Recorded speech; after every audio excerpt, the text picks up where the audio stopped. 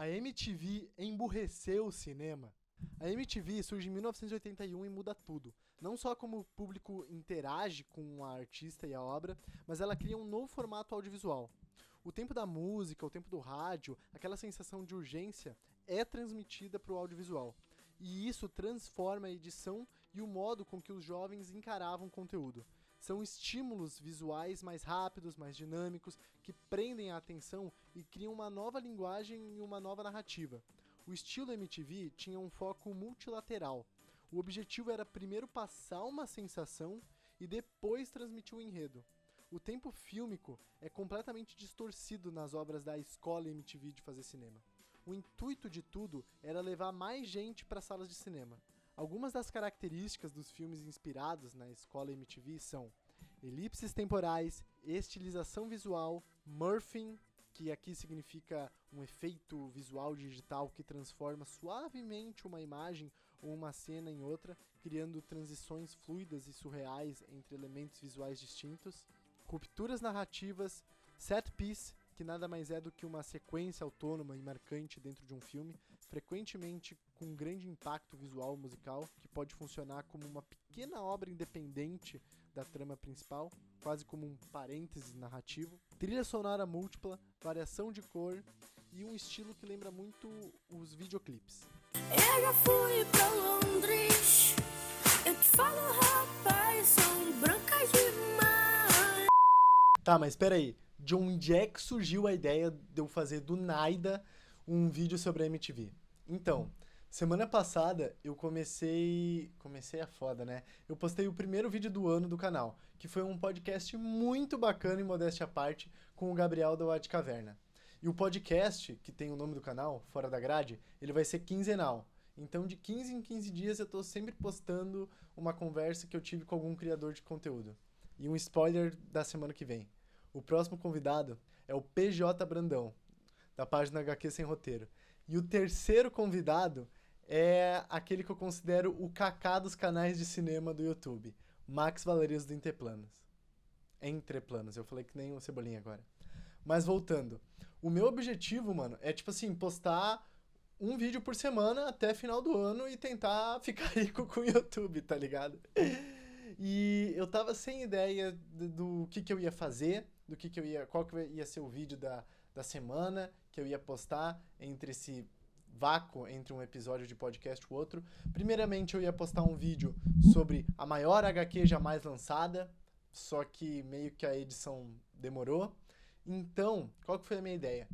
Eu tava fazendo um curso online de uma escola de cinema muito conceituada, que eu não vou falar o nome, porque vai que um dia eles me patrocinem, então eu não vou dar um merchan de graça para eles.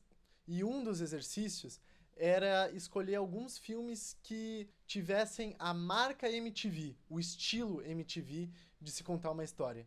E em modéstia à parte, eu achei que o texto que eu fiz ficou tão bom que eu pensei, pô, isso daria um vídeo. Agora, se você achou que o texto que vai vir em seguida ficou uma merda, pode comentar, o importante é engajar. E se você gostou, ou até não gostou desse vídeo, deixa o like, compartilha com os amigos, fala, nossa, mano, que cara idiota, olha ele gravando o vídeo. Mas deixa sua opinião nos comentários. E vamos pro restinho do vídeo. Cara, eu tô ficando bom nisso, hein, velho? Transpotting, A Ilha das Flores e Mr. Robert, mais especificamente o episódio 10 da primeira temporada. Essas três obras audiovisuais, cada uma representando um segmento distinto da produção cinematográfica, no caso, um filme, um curta-metragem e uma série, não só possuem cenas que exemplificam muito bem o estilo MTV, como eu iria mais além e diria que as obras como um todo são avatares de tal estilo.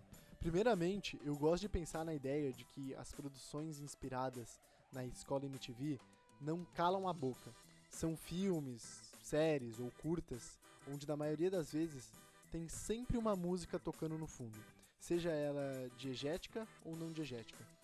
Isso traz uma sensação de imediatismo, urgência, frenesi, e somado a outras características desse estilo, como por exemplo a distorção de lentes, planos poucos tradicionais, inserções inesperadas e etc., o espectador é lembrado o tempo todo de que está assistindo um filme, que tá contemplando uma história. Isso é muito interessante. Diferente de alguns filmes produzidos entre a década de 1930 e 1960, onde era muito comum não haver tanto a presença de uma música diegética ou não diegética em certos momentos chaves, como por exemplo no clímax de Janela Indiscreta, quando o vilão do filme, o Lars, entra no apartamento do nosso protagonista, o JB, para dar fim à sua vida, mas que demora para conseguir sequer encostar no nosso herói, devido aos flashes da câmera do personagem principal que atrapalham a visão do antagonista. Essa batalha final é angustiante, e o fato de não ter nenhuma inserção musical faz com que o espectador fique mais imerso na cena. Eu também me lembro de uma das cenas mais memoráveis daquele que é considerado o primeiro filme de assalto da história, Rififi, dirigido por um cineasta americano que foi exilado devido à lista negra do marcatismo e que foi para a França reconstruir a vida dele. A cena do assalto, ela é silenciosa e a gente fica atônito pensando, será que vai dar tudo certo? Já nos filmes da linha teórica MTV, o uso da musicalidade e de outros elementos citados fazem com que o observador assuma um papel muito mais contemplativo do que imersivo, ao fazer com que algumas cenas pareçam um videoclipe. É como se a ideia fosse fazer o observante pensar, nossa, que música bacana que tá tocando com os aviões de Top Gun. Isso aqui é épico, mano. Por fim, eu gostaria de dizer que o último critério para eu selecionar as 3 cenas dessas obras foi a independência. Durante o módulo, o professor do curso que eu estou fazendo falou uma coisa muito interessante.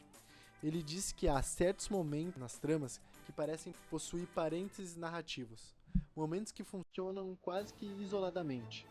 Essa frase me marcou muito, e esse foi o critério que eu adotei na minha curadoria. Que chique, né, essa palavra curadoria. A cena em que o personagem principal de Trainspotting está sofrendo uma crise de abstinência e começa a delirar lembra muito um videoclipe, ou até mesmo um curta-metragem. Já a introdução do curta dirigido pelo Celso Furtado, assim como o restante do filme, o tempo todo traz informações que parecem aleatórias, mas que vão fazer sentido no final. E finalmente, a gente tem a cena escolhida do capítulo final da primeira parte da saga do Mr. Wobbit, quando os aliados do nosso protagonista queimam vestígios da cyber-revolução deles.